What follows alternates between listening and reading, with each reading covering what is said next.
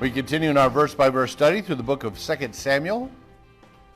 2 Samuel chapter 13. 2 Samuel chapter 13.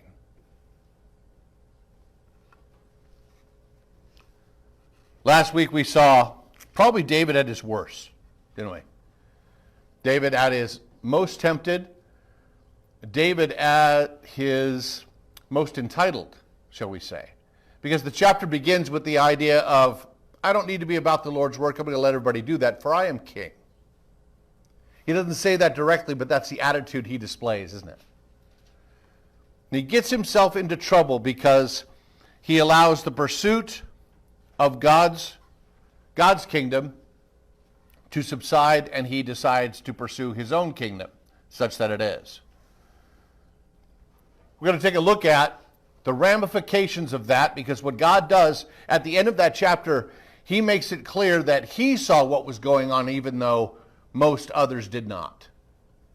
So David spent all this time running around, working very, very hard to cover his tracks, even killing a friend of his, ordering the death of his friend so that he could have his wife, and spends all this trying to make sure that no one finds out about this, and yet he forgets about the one who is most important who discovers this. And of course, God saw what was happening, and he was not pleased.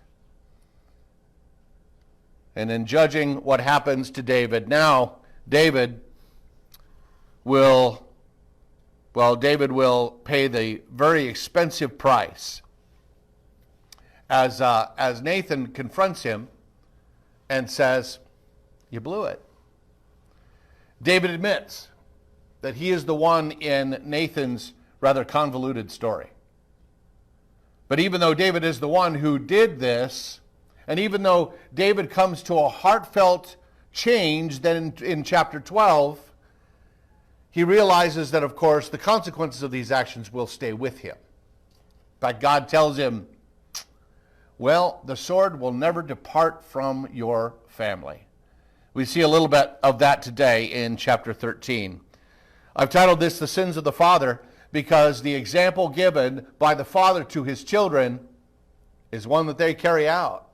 The brothers certainly. We're going to see the damage that has created in this situation. The sins of the father. You know, lust can be totally all-consuming. On the positive side, as a father, I got great advice from a very wise man years ago who said the greatest thing that a father can do for his children is to love their mother. I thought that was rather deep, rather simple, but yet how often is that not the case in our families today? The best example that a father can give to his children is the way that he treats their mother. Pretty difficult for David, who has multiple wives and multiple children by those multiple wives. And you will see the problem in fathering those children immediately as we begin chapter 13. Let's go to there. Chapter 13, starting with verse 1. And in the course of time, Amnon, son of David, fell in love with Tamar, the beautiful sister of Absalom, son of David. You immediately see a problem.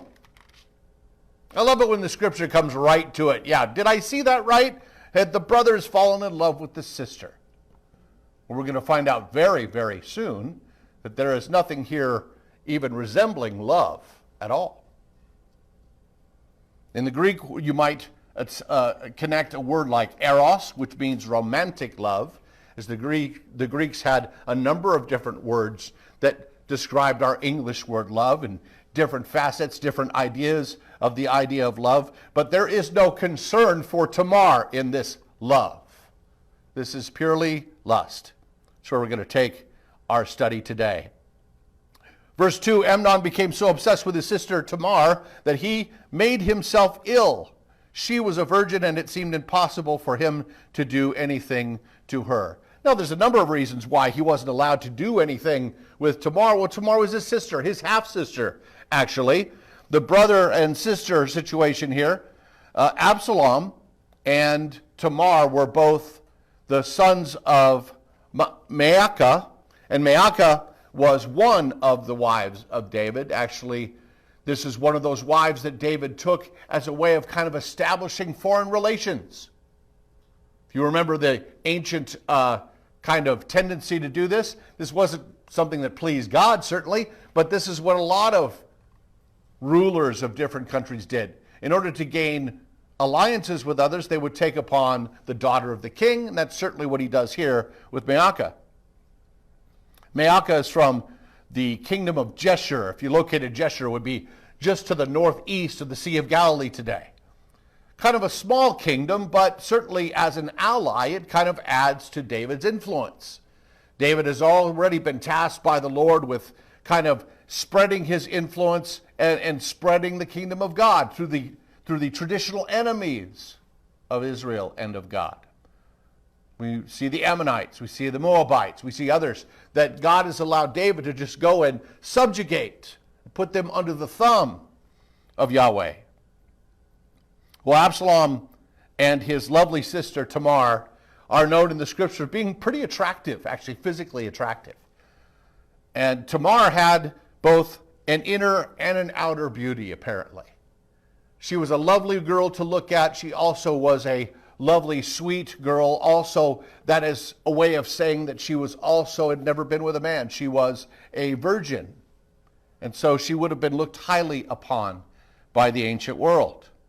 And here's Amnon, the crown prince. He is the heir apparent. He is the one that's supposed to take over when David passes. And he is a spoiled, worthless brat. Let's be clear. He is worth nothing. We will see that in the verses here today. He wants what he wants. He wants it when he wants it. And it doesn't matter what he wants. It's okay with him because he's the prince.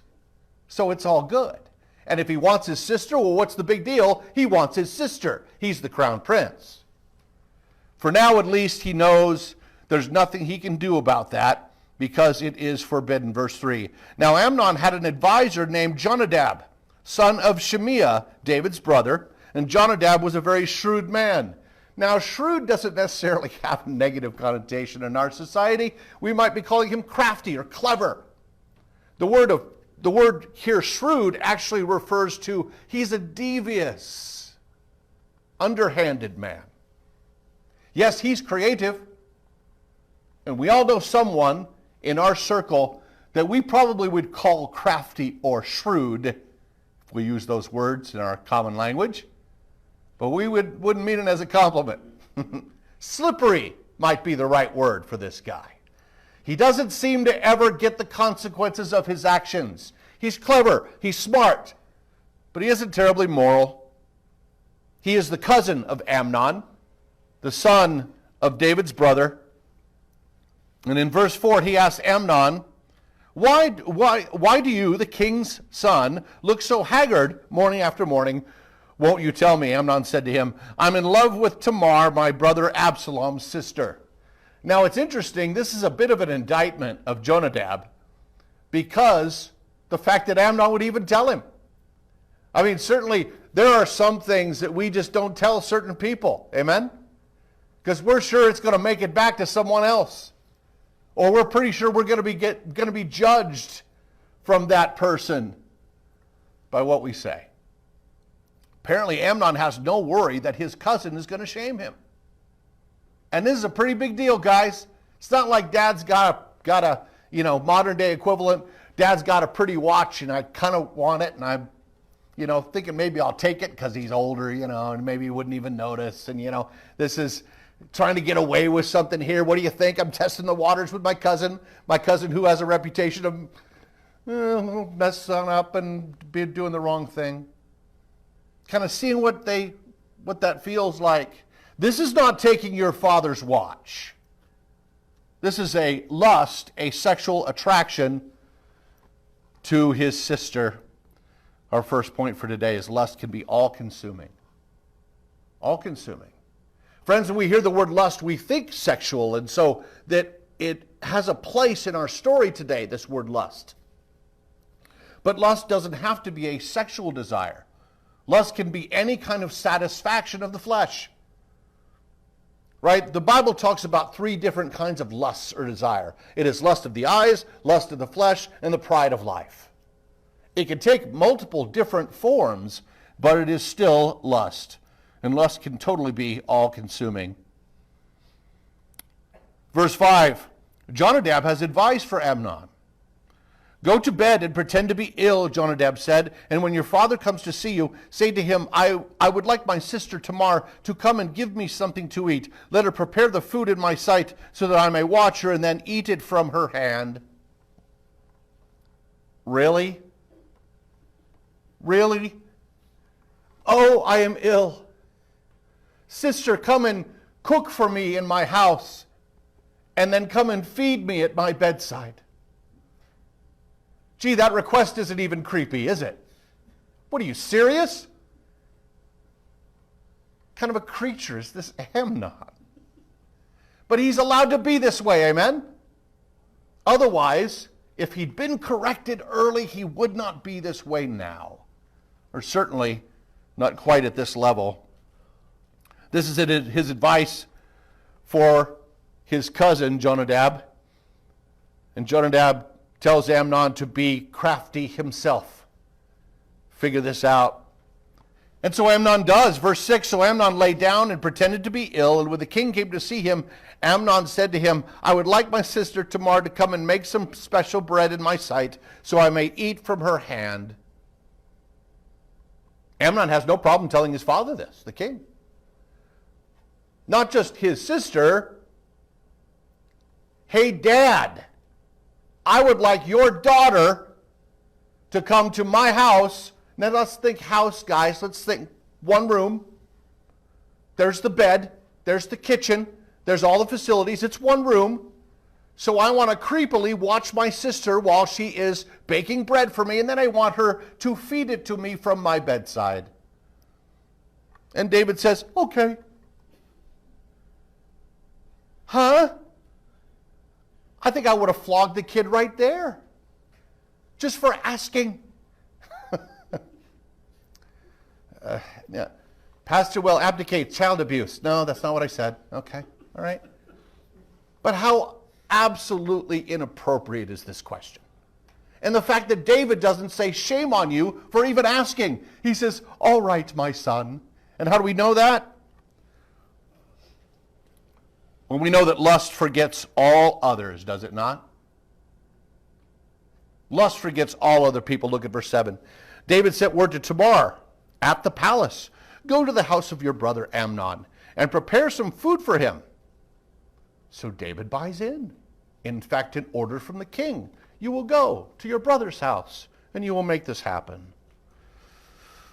Tamar being dutiful and caring what her father thinks. Verse 8. So Tamar went to the house of her brother Amnon, who was lying down. Oh, I feel ill, my sister. She took some dough, kneaded it, made the bread in his sight, and baked it. And then she took the pan and served him the bread, but he refused to eat. Send everyone out of here, Amnon said, so everyone left him. So there were witnesses. Amnon's attendants, people who worked directly for the crown prince. And so he says, leave me, get out. Verse 10, then Amnon said to Tamar, bring the food here into my bedroom so that I can eat from your hand. And Tamar took the bread that she had prepared and brought it to her brother Amnon in his bedroom. And when she took it to him to eat, he grabbed her and said, come to bed with me, my sister. Now, as we see there, it seems like there's this palatial room that Amnon lives in. Quite the contrary. When it says to go to his bedroom, it is to the corner of that building. This is one room for plenty of witnesses. That's why he didn't simply just go into another room, his bedroom, with all his attendants around. He says, you guys leave, get out. I want no one party to the conversation between me and my sister. So now he drops all the pretense in verse 11, and he says, come to bed with me, my sister. No, my brother, she said to him, do not force me. Such a thing would not be done in Israel. Do not do this wicked thing. Now she protests rather loudly. And you see that actually Amnon has refused to eat the bread that supposedly was the whole reason for Tamar to come over. I can't believe that Tamar was terribly comfortable in that situation either. We will see later in the chapter that Absalom always suspected his brother was up to no good because of how quickly he guesses what the problem is. So probably it was not lost on Tamar the way that her brother looked at her. So she probably suspected from the beginning. But now all the pretense is gone, and he says directly what he wants. Only a lust response. Knowing, of course, as Tamar protests, what the ramifications are for her. We will see that soon. Verse 13, what about me? Where could I get rid of my disgrace? And what about you? You will be like one of the wicked fools in Israel. Please speak to the king, and he will not keep me from being married to you.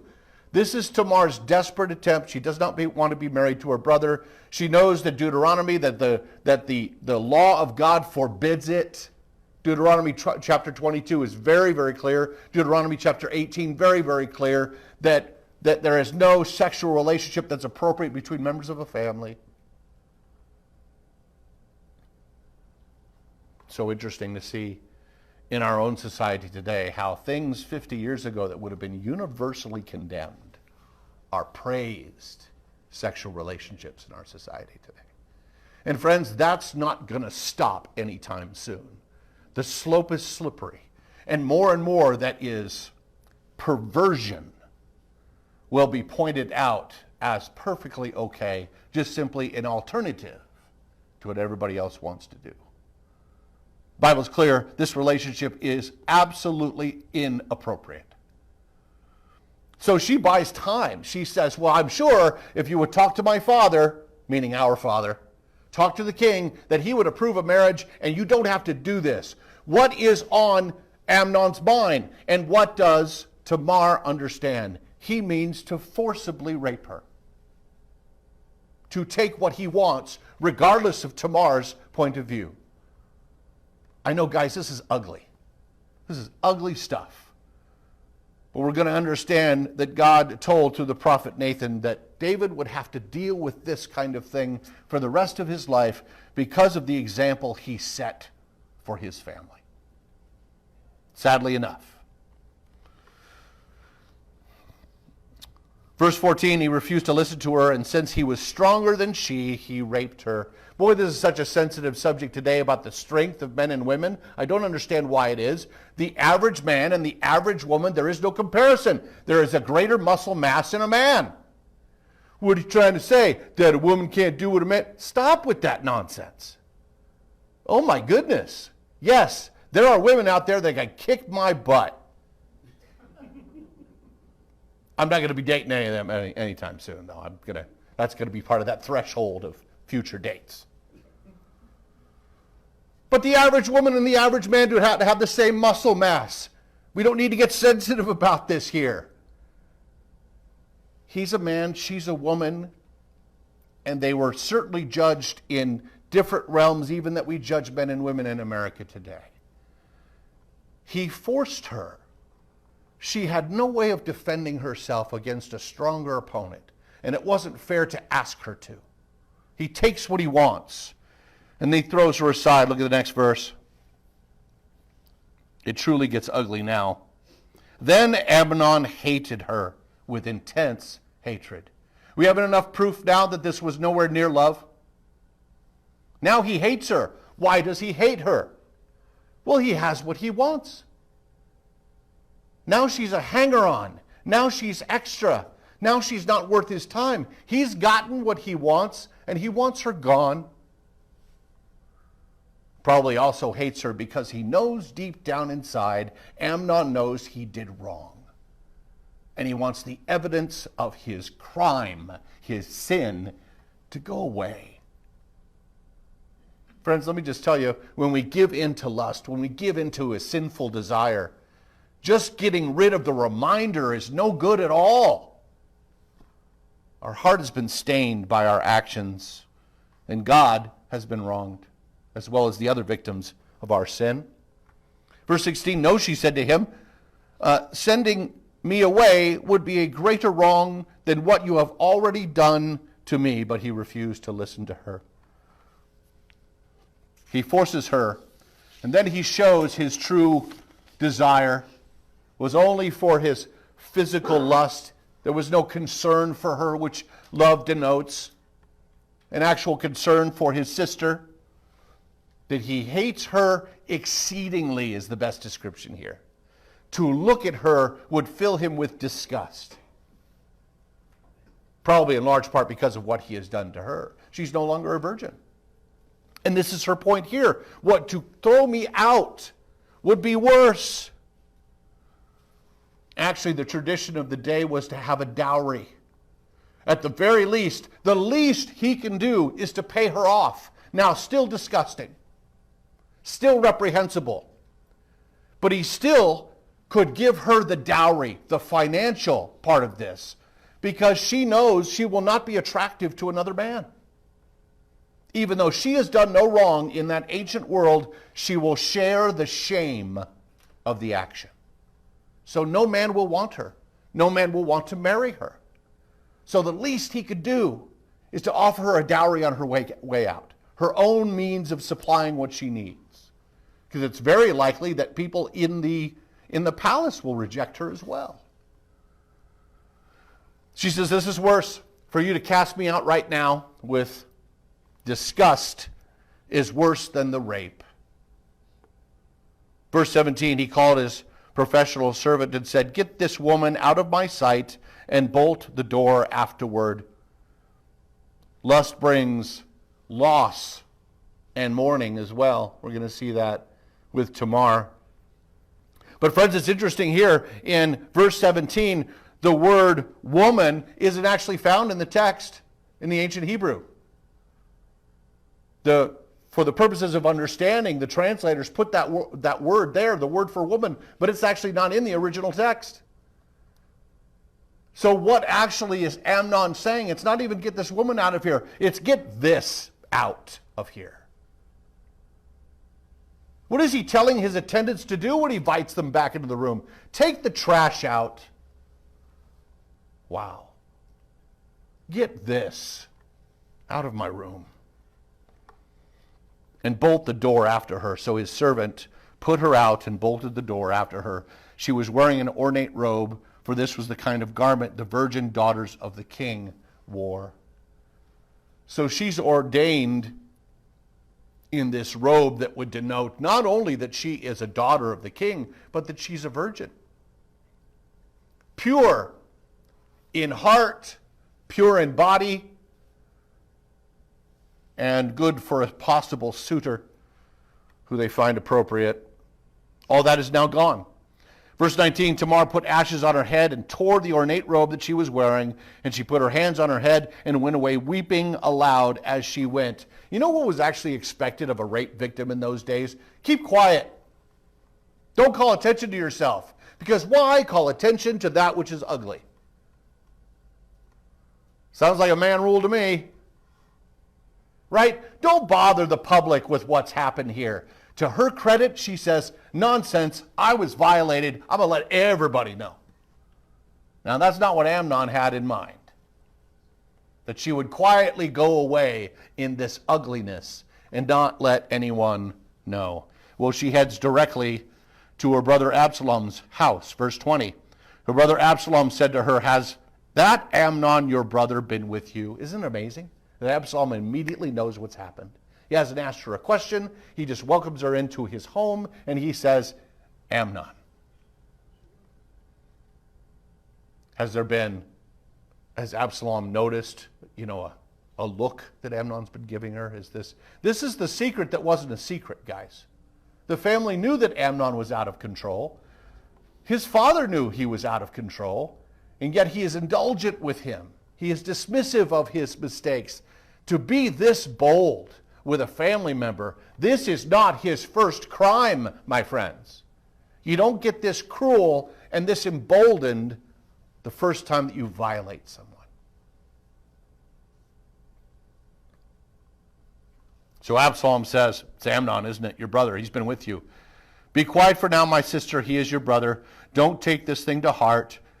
Absalom shows some kindness towards his sister. In fact, it's well known in the text that Amnon and Tamar, being of the same mother, they were very close, had great love for one another. It's no surprise, actually, that Tamar does not go to David. She doesn't trust David's response, but she does go to her brother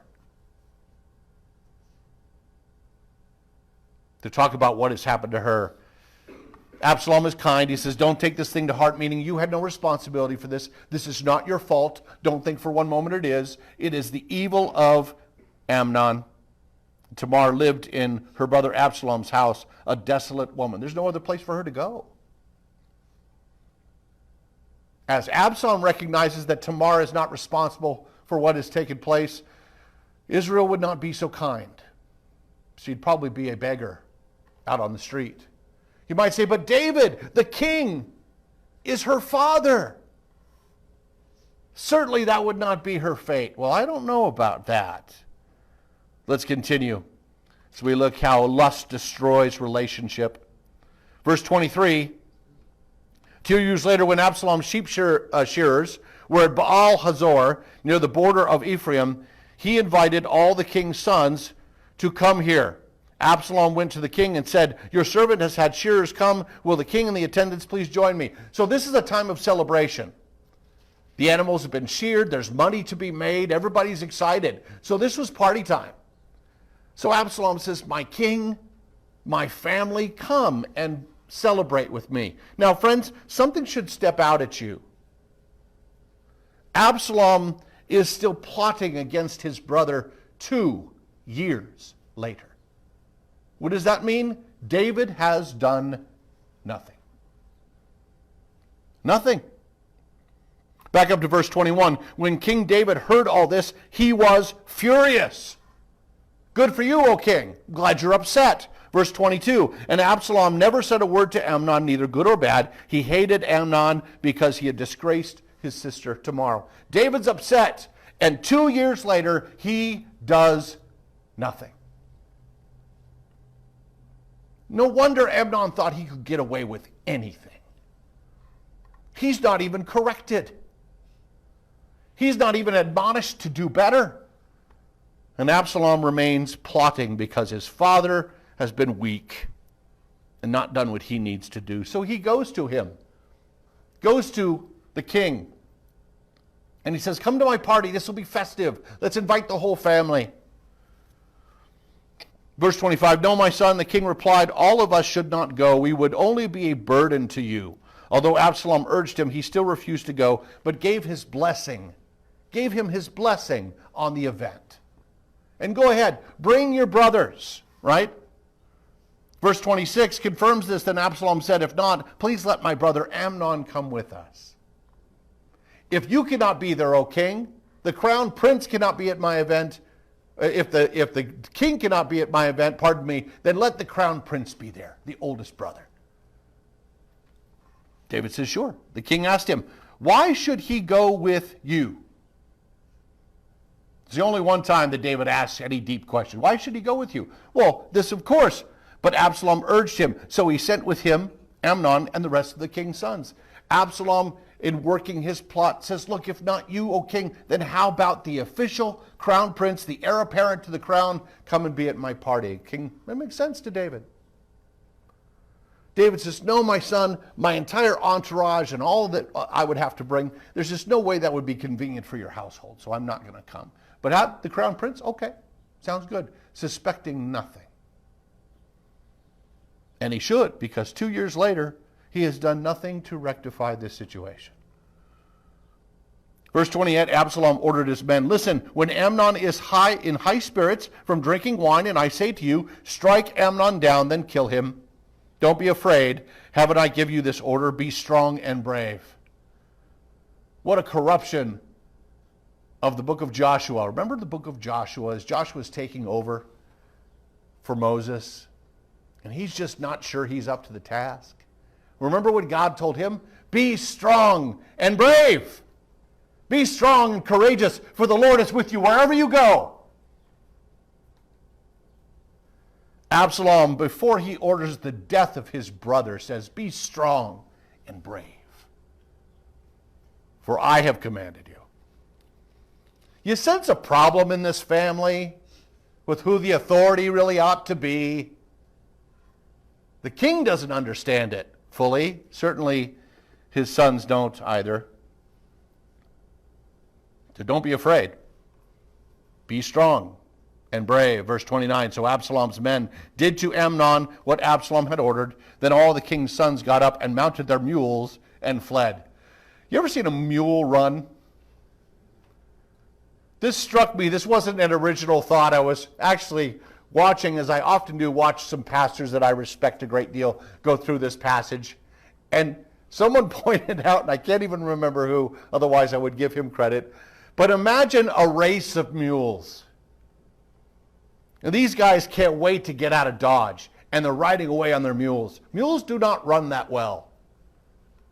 Mules are not exactly, speed demon, so they're like running away at slow motion. Had to be a comedic sight, except for just the absolute heinous activities that had taken place just before. They mounted their mules and they fled. They don't deal with Absalom. They don't deal with Absalom's men. They just get out of Dodge. They just take off. Verse 30, while they were on their way, the report came to David, Absalom has struck down all the king's sons. Not one of them is left. Now, this isn't true, is it? But this is the first report, because Amnon is dead, and the assumption has been, we shouldn't assume, should we? The assumption has been that all of the king's sons have been killed. And certainly, as lust destroys relationship, it also causes lasting damage that is not easily repaired. That's the word. All the king's sons have been dead. Verse 31, the king stood up and tore his clothes and lay down on the ground, and all of his attendants stood by, and their clothes torn as well. This is what Tamar does as she laments the events of her violation. This is what David does as he feels the weight of the idea that all of his sons have been killed. He tears his clothes in mourning. Verse 32, but Jonadab, our buddy Jonadab is back. Aren't you happy? Son of Shemiah, David's brother, said, my lord should not think that they killed all the princes. Only Amnon is dead. I'm sure he said this just to be helpful. Probably thinks he gets a little bit of a nugget or two of blessing from the king. This has been Absalom's expressed intention ever since the day Amnon raped his sister Tamar. My lord the king should not be concerned about the report that all the king's sons are dead. Only Amnon is dead. Meanwhile, Absalom fled. Now the man standing watch looked up and saw many people on the road west of him coming down the side of the hill. And the watchman went and told the king, I see men in the direction of Horim on the side of the hill. Jonadab said to the king, see, the king's sons have come. It has happened just as your servant said. See, O king, I was right. I was right. I was right.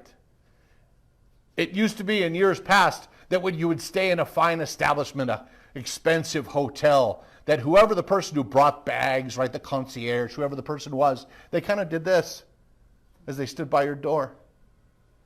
I'm waiting for my tip now, they say without saying a word. With electronic everything now, they don't really do that anymore. But when largely that was a cash deal, they wanted a little tip. Well, the cousin wants a tip. He's going to miss it. As he finished singing, the king's sons came in, wailing loudly. The king too, and all his attendants wept bitterly. Absalom fled and went to Talmai, son of Ammihud, the king of Geshur. But King David mourned many days for his son. Well, where does Absalom go? He doesn't have the benefit of the cities of refuge, remember? From the text, we hear about the cities of refuge that were meant for a person who was innocent of a crime of death, a crime of murder. They could go to these cities of refuge and to be protected from the family who they violated. Well, as it so happens, Absalom has violated his own family. But he doesn't have the option of the cities of refuge. Why? Because he's guilty. So he heads off where?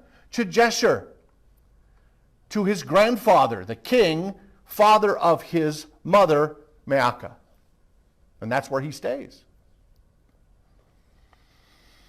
Verse 38, after Absalom fled and went to Geshur, he stayed there 3 years, and King David longed to go to Absalom, for he was consoled concerning Amnon's death. So David gets over his anger at Absalom. And what does he do? He longs to go there. Well, he could understand why he didn't because, they're at war with Gesh. Oh, no. Well, he could understand why he didn't go because those roads are treacherous all the way to, oh, wait, he's the king. Could have gone with an army. Can you think of any excuse why David could not have gone to Geshur and been reunited with his son? David, be a father! Not so much. As lust has been the example that he's given his children. And how have they acted in terms of lust? I want my sister, I will have her. I want my revenge, I will have it. And so now the sword will never depart from the king's household as David continues to make the same mistakes. And in large measure, probably didn't think he could either judge Amnon or his son Absalom because of his prior sins. I've been guilty of the same thing. How can I discipline my own boys? Friends, you know this. There are parents and grandparents in this room today.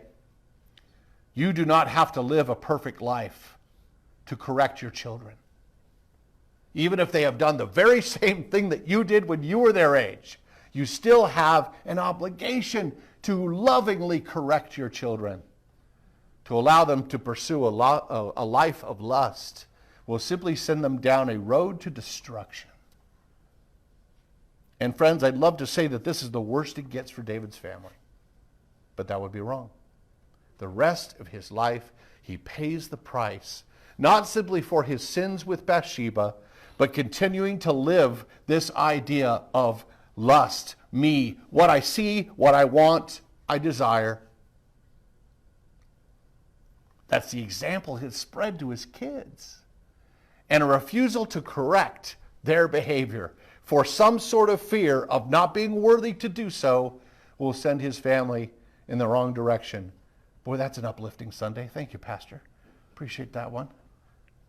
There is a danger, guys, of lust of the eyes, lust of the flesh, and the pride of life. Boy, it gets in the way of God's plan for you. Don't let it. Ask him to point out where you are weak and where he can rescue you from yourself. It's different for each one of us, isn't it? But he's ready to help. He's ready for an escape route. He's ready to give you all the tools you need not to have the consequences that poor David is dealing with.